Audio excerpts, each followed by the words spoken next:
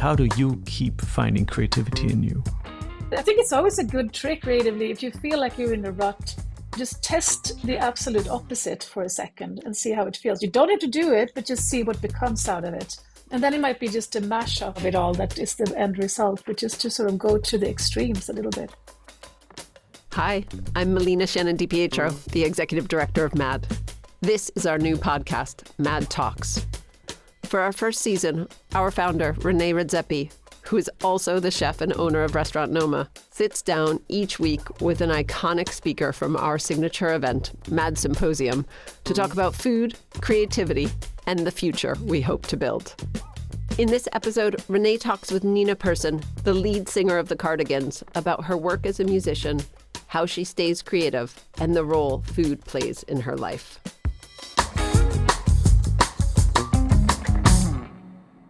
Hello, hello. Hi, Renee. How are you? I'm good. How are you? Super well. Thank you so much for doing this. Sure.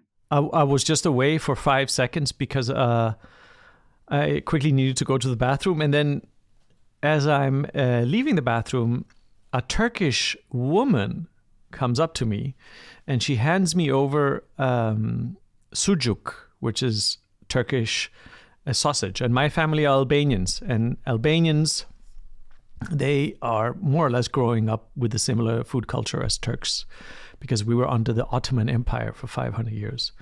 And she hands me the sucuk and I'm transported immediately back to my childhood in what used to be Yugoslavia, today's Macedonia, and I'm seeing my uncle carrying a bag of sucuk with him. And us, the kids, we would cheer because, wow, we're getting, this spicy sausage and it would be cooked with eggs.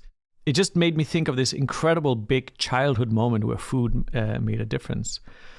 And so I decided that I want to ask you, if you can go back, what's a childhood memory with food that comes to mind? Well, the first thing I can think of is that actually corn on the cob, Okay. which is not very Scandinavian at all. Definitely not. Yeah, no, because my dad had a friend who was a farmer fairly near to where I grew up. And that guy used to let us come and pick once a year when it was the harvest. And I just remember, I loved the experience of picking it. We didn't really grow a lot of vegetables in the house where I grew up. So it was a huge event to actually go and get to just be let into the fields and pick it and then get tons of it and eat it. So for a while, it's still one of the best things I know. And it used to be my favorite. Just like once a week, we would have a dinner that would be basically just corn on the cob with butter. And it was my favorite. Yeah. And I still love it very much. But it's really not like something that has to do with my region or anything. No, I guess not. But corn does grow quite well in our region. And also it becomes so sweet. And do you remember how old you were, roughly? I would say I would be like 10, 9, 10. 8, 9, 10. 8, 9, like 10. That. Yeah. That's a good first early food memory. If you look into your next part of your life, which would be, let's say, teenager years, and you look back at a food memory, is there something specific you can remember, your go-to food? I guess I didn't really care. It was a lot of also my mom had some food rules, basically. There were certain things that we weren't supposed to have in the cabinet. And if it was there, I would just eat it. It would be terrible food, like crackers, cereal, Yeah, I know. Anything sweet. It's a very typical Scandinavian diet at that time. Yeah. And especially for a teenager, I guess. But I'm trying to remember. I remember foods that made me feel really really good. We had other friends. It was a family where the father was a hunter. So they would always have very elaborate dinners where they would cook the game, lovingly prepared stews, and it would be like moose, minced moose, or like reindeer stews and stuff. And I remember that really fondly but I think it was also because it was so clear that that it was prepared with such love and from the very start of the process, obviously. And it was a family that was very dear to me, and But that food became very connected to a good feeling. Yeah. I think a lot of people have that when we talk to people. When you truly ask them about their favorite meals, it's rarely at the best restaurants. It's something like what you're just describing now that evokes a deep feeling of belonging or safety. Or the first time they experience, wow, life can be like this, because you're together with a group of people and you just feel a deep connection.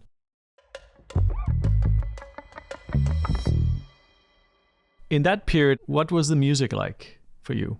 At that time, that was when I was a budding music consumer, I'd say.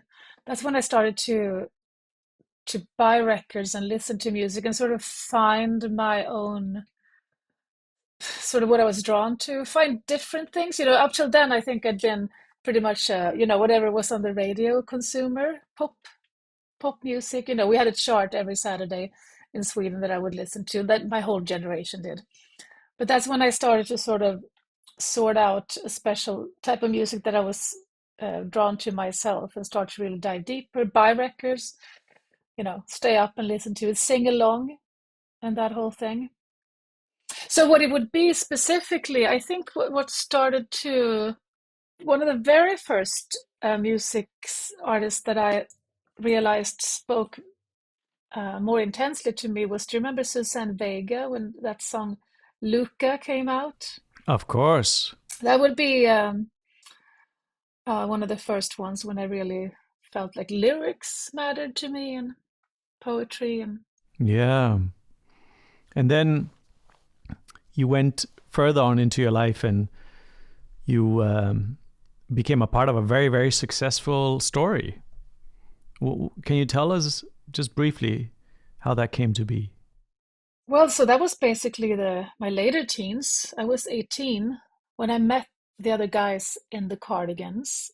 The place I'm from, Jönköping. I don't know how familiar you are with Jönköping. I've been to Jönköping. You've been to Jönköping, yeah. I've been to Jönköping.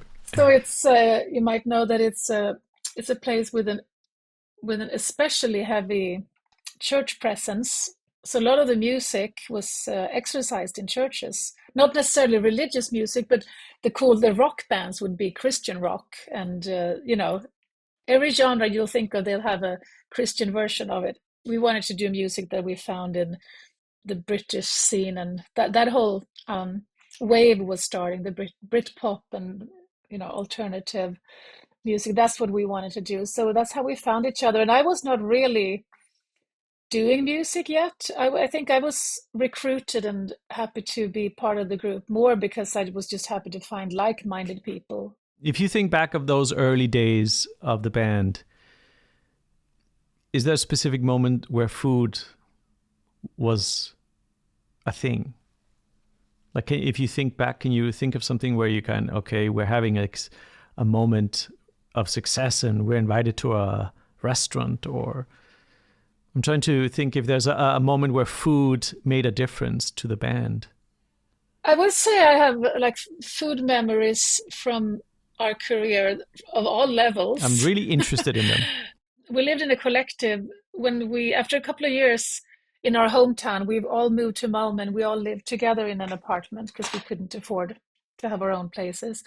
And down the street from us, there was a really cheap, amazing Greek place, Klaka, where we would go and eat their souvlaki for 50 kronor, I think, at the time. That was good for our budget, but it was delicious and you could eat it every time, and we did.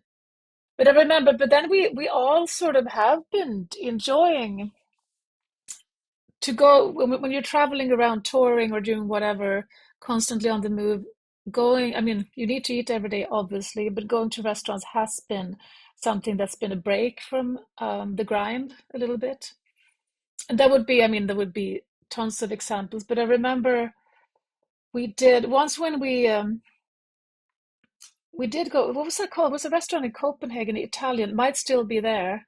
It was absolutely amazing. Era Ora. Era Ora, yes. Do you remember? Yeah. Of course I remember. It was a legendary restaurant. Is it not there anymore? Well, the son took over and changed it into a wine bar. So it's still there, but it's a wine bar today. Okay. Yeah, that was once when we were a couple, like I would say 10 or 15 years into our career, and we were working a lot in Copenhagen in the Medley studios, spending a lot of time in Copenhagen making a record. And that was the first time we were like, let's just go out and fucking splurge on a great dinner. And we all went, and it was amazing. And you still remember that as a moment? I do, because I remember it also because it was during a period when we felt like we could afford that. We felt things like were moving that's the up. way we should roll, you know. Amazing. And so if I go a bit back, now you're already a success. You're eating at Michelin star restaurants. I've read somewhere that you didn't sing before joining the band. When did you know that you had something special? Well, I knew I had something special. At least I gained a lot of self-confidence. One of the people in this group of friends of my parents that I grew up with, during one of these sing-alongs at the dinner table, did turn to me, and it was the first time anybody at all sort of said anything about anybody's singing voice, but he said to me, "You sound really good." So it was extra heavy to come from him and in that situation, sort of. And I really took that to heart. Yeah, it's beautiful. But I still didn't think that it was going to be my job or anything. But I just felt really warm around singing, and that somebody else even could appreciate it was important to me. But then I guess, then I was really, when I was going to join the band, it wasn't at all like a very official audition or anything, but they wanted just to hear me sing. So I had to hide. I had to sit like behind the guy's couch, and he had to swear to stay in his kitchen when I was singing for the first time because I thought it was terrifying. So it took me a while to feel really confident in different situations to just sing, you know, like I was still discovering and still developing. It's funny because in this podcast series, almost everyone, they have 1 or 2 or 3 moments that really matters to them.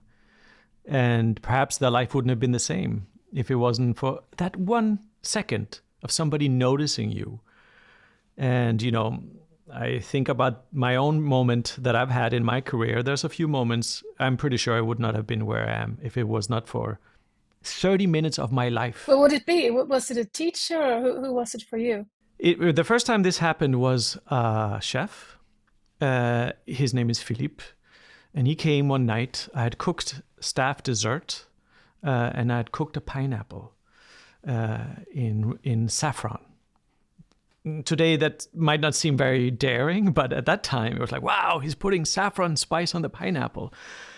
And I did that, and he came back for seconds.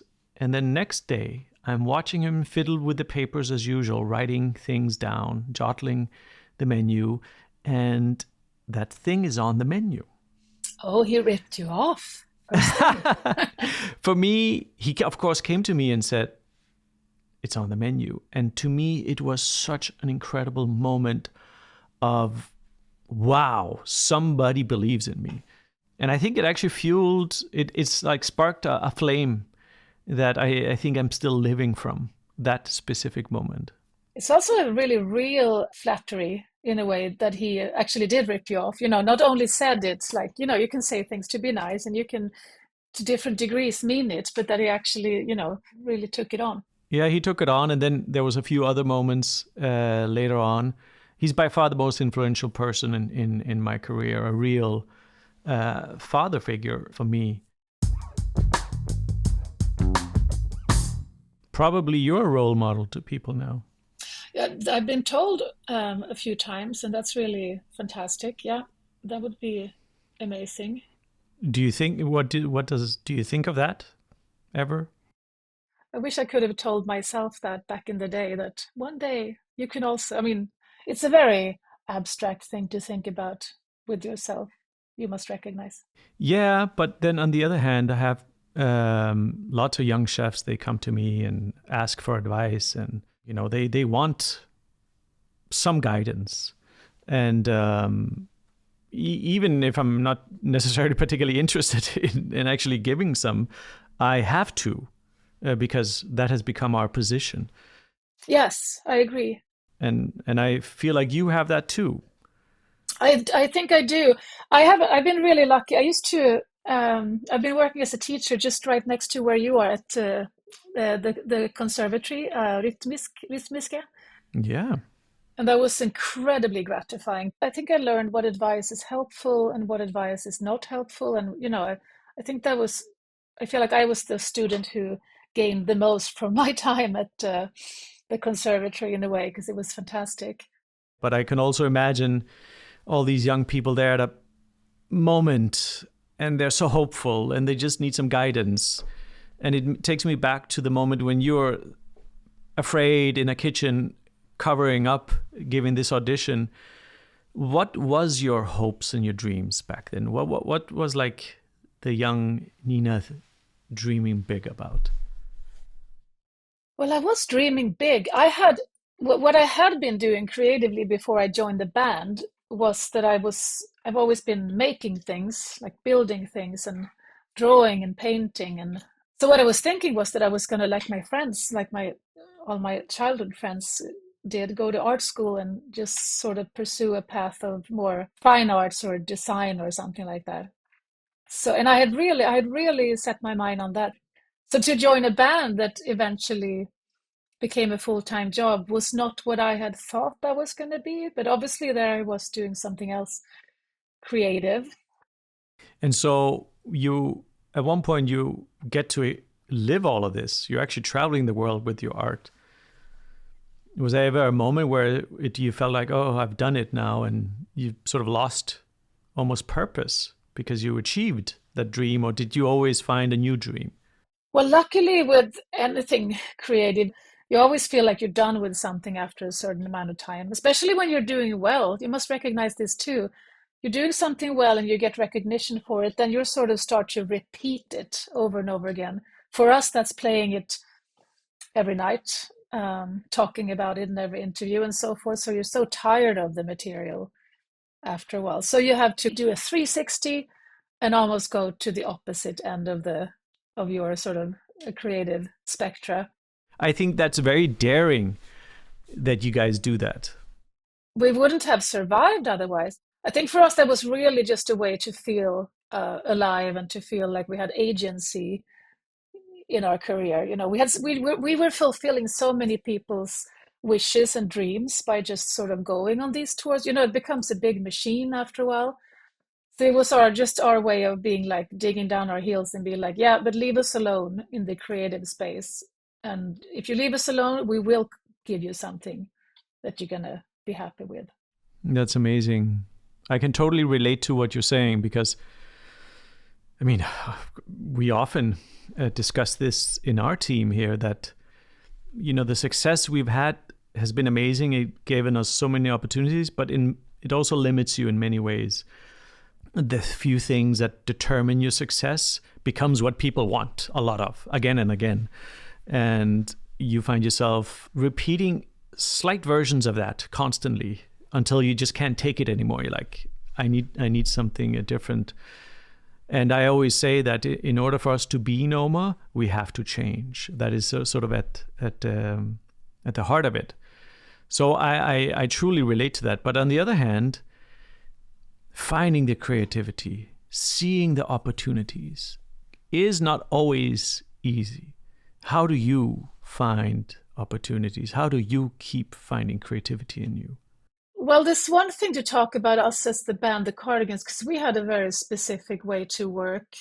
And we sometimes would have to, like you say, do the work of finding creativity. It's a bit of research in a way, I think. It's a matter of course, to like sniff at what you're interested in, but sort of just steer your eye, rather turn your eye towards what's like, wait, what's interesting about this? It doesn't make sense to dive into that sort of and dig and turn that upside down and see how you can sort of morph that with who you are. Does the whole band think like that? Because it's unusual thinking. Most people want to stay in the comfortable couch. You're basically getting up with the comfortable couch and saying, hey, there's a door, I don't know what's behind it, that's where I need to be. Do you all think like that? I think so. I think we we were also really early on encouraged to think like that. Thanks to, here's another person that meant a lot to our band, our first producer, Tore Johansson. The reason why we moved to Malmö, basically, the moment we started to work with him, he had listened to all our demos. He basically told us that the songs that I actually liked the most of ours, he's like, that's bullshit, because it sounds like he sort of fucking insulted us. He said, I can't really, it's very cultural, I can't really say exactly what he said, but he said, just skip that and let's work with this. And then he just turned it upside down, and treated it. He's like, skip all the boring acoustic guitars. Let's plug in the craziest pedals and whatever. So he sort of started to enthuse us to flip things upside down and to kill our darlings really early on. But what came out, that made us curious in all the opportunities, that we hadn't seen yet. So I think it's always a good trick creatively, if you feel like you're in a rut, just to try to just test the absolute opposite for a second and see how it feels. You don't have to do it, but just see what becomes out of it. And then it might be just a mashup of it all that is the end result, but just to sort of go to the extremes a little bit. So back then you took a lot of advice. I would assume that it was almost against your better judgment, but you allowed something or someone else to say, please follow me here. And you did that. I think that is in itself is also daring. I think too many people are way too stubborn and they don't allow some sort of experience to actually say, come here and let me do that. I think that was also very daring. But it's true, there is a factory element to it. It's like, turn on the factory and the creative moment happens very briefly, actually, and then it's like delivering this creativity again and again and again and again until you're like, I can't live with this anymore. I need something else, because factory style work is really what kills me the most. This year for the MAD Symposium, we have a theme that's called Built to Last. And we've chosen this because at the Restaurant Noma, we're in a transformational phase where we're trying to envision ourselves into the year 2070. I'll be in my late 90s, but maybe I'm around. At least that's what I would like to hope. And this is a thought that happened to me in the beginning of the pandemic. First lockdown, all these thoughts came traveling through me that had been laying in the background, and suddenly I had time for them to pass through me. And one of the ones was, what is the point actually in the long run? What do we want to achieve with this? And then I saw myself as a very old man, and I saw an organization that was groundbreaking in the world of food, that participated in much larger questions than just serving 40 people every night, but a vector for change within the food system. And I also saw an organization that was thriving, full of the best people, that could truly take care of people in the best way. And, it was like a shock to me to experience all this, because it questioned everything we were working on at that point and how we were working. And was it the right path? And that forced us to change a lot. And then as I was speaking to people about all of this, you realize that most people don't really think 2, 3, 4, 5 years ahead. They don't really have necessarily a mission with their work or anything like that. And I saw the need for a change for us to be Noma in the long term. What is the long-term game for you? My long-term game is I just want things to be, I want to say economical, but I don't mean necessarily financial by that. I mean that I don't want to shock my system in a way. I want to make choices that are going to be building blocks to something else. You see what I mean? That all my choices are going to be something that the consequences of my choices next year and in 5 years and in 30 years. Do you see what I mean? Yeah. So I am actually thinking that might make me sometimes careful and limited, but and I know that it has also.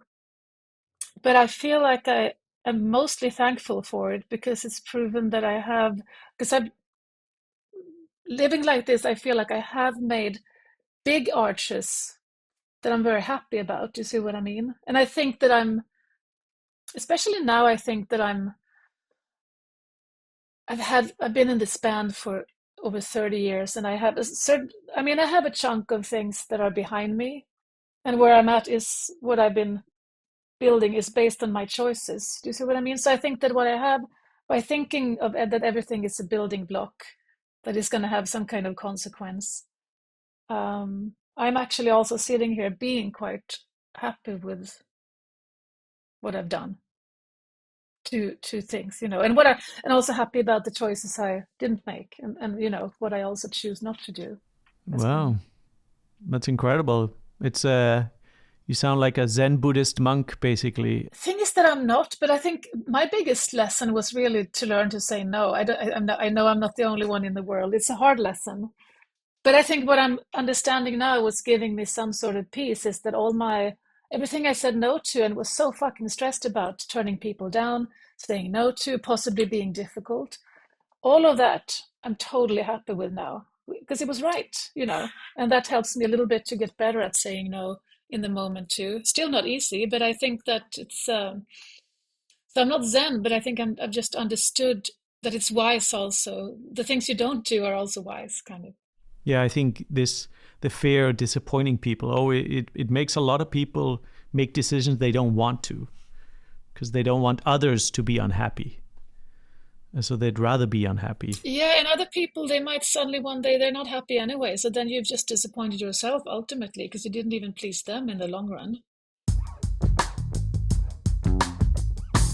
We've spoken to mostly people in our industry for the podcast series about Mad, and you're kind of the first one in a different field. And when we talk about the future, and it's very true, you cook a meal, and the inevitable fact of a meal is that 24 hours later you flush it out the toilet. Whereas food is literally the shit. The podcast could be called this, the series, but your music stays. And the question was, how does that make you feel? You will be listened to probably forever. It makes me feel good. I don't have a ton of, thoughts about my own, epitaph or tombstone, but it makes me feel like I'm good. But do you think about legacy? There's been a couple of years when I've been actually sort of reminded of it, because it's been a bit of a, for us as a band, we've gone through, highs and lows, and being incredibly uninteresting to people for periods, and then periods when suddenly it's interesting again. And right now the 90s are just so interesting to kids, and it's so all over popular culture that we are just experiencing a bit of a heyday with new generations discovering it and using it on TikTok, and also like grabbing it and doing their own thing out of our music and so forth. So I've been just sort of confronted with legacy lately, and sort of asked about it, and also just seeing it myself a little bit. Suddenly our record label got very excited about us again when they saw that people on TikTok were excited about it, so it's also been experiencing that there's something to exploit in the legacy. This makes me feel, because I've had periods when I've been wondering what the hell I've done with my life, because I basically just did the one thing. And I also basically just know one thing. But I worked very hard when I was very young, and I worked a lot for many years. So, this makes me feel like, this is what it feels like to harvest, sort of, because it's been for periods, it's been like a tough job to have, and it's taking a toll for periods, and it's been, I've sacrificed things. But it makes me feel also like, okay, good. This is a nice time in your life when you get to feel like, all right, shit, that was something. It's also a kind of job that can feel incredibly superficial vain, kind of. So it also feels like, yeah, but it's obviously it's meant something. Yeah. It sure has, Nina. Thank you so much. Thank you for taking the time. Thanks for having me. That was a great hint for staying creative over the long haul. Make choices that are building blocks to something else. Thanks for listening to Mad Talks, and please come back next week for a new episode with another fascinating speaker from Mad Symposium. This podcast was produced by Cecil Ko-Norgård and made by Mad. To learn more about us and our work within hospitality, make sure to follow us on socials at the Mad Feed, sign up for our newsletter, or check us out at madfeed.co.